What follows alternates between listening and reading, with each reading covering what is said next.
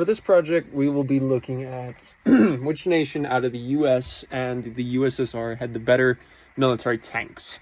We will not be looking at the aircraft, we will not be looking at armored personnel carriers, we will purely be looking at the main battle tanks.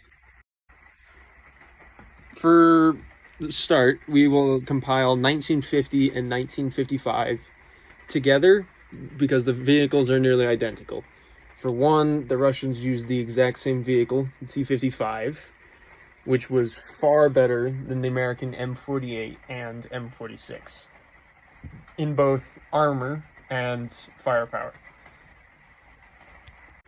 Now, there's something we need to understand. Vehicles can go into what is called a hold-down position, where only the turret will be exposed.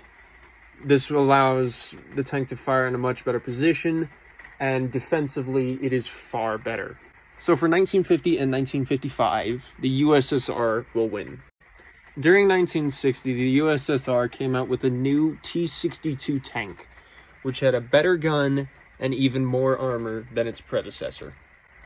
In the same year, the US came out with a monster M60 tank, which for its time was one of the best in the world. So for 1960, the US will win. During 1965 and onwards, the USSR will rapidly increase the number of modern tanks that it will produce, starting with the T-64, a tank well ahead of its time. The T-64 had a new 125mm or 5-inch gun, which was able to easily pierce the armor of an M60. It also had far increased armor, which allowed it to withstand the M60's main gun in a hold-down position. So for 1965, the T-64 will win in a landslide victory. During 1970, the USSR made a cheaper version of the T-64, as the T-64 was expensive and difficult to maintain. This was the T-72, which had the same gun but less armor in certain places. The T-72 will also beat the American M60 for this year. For 1975, the Russians yet again came out with a new tank, the T-80, which had even more armor, however still had the same main gun as the two predecessors.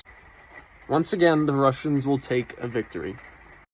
It is now 1980. It has been 20 years since the Americans have seen a new tank, and this year they will finally get it, with the beast of the XM1 Abrams, prototype tank that has the same gun as the M60, but far better armor and a better engine. Although the XM1 had far superior armor than the M60, it still carried the same 105mm gun, which was way outdated and could not pierce the frontal armor of a T-80. In 1985, the American XM1 was upgraded into the M1A1, which was given a new 120mm gun and even more additional armor.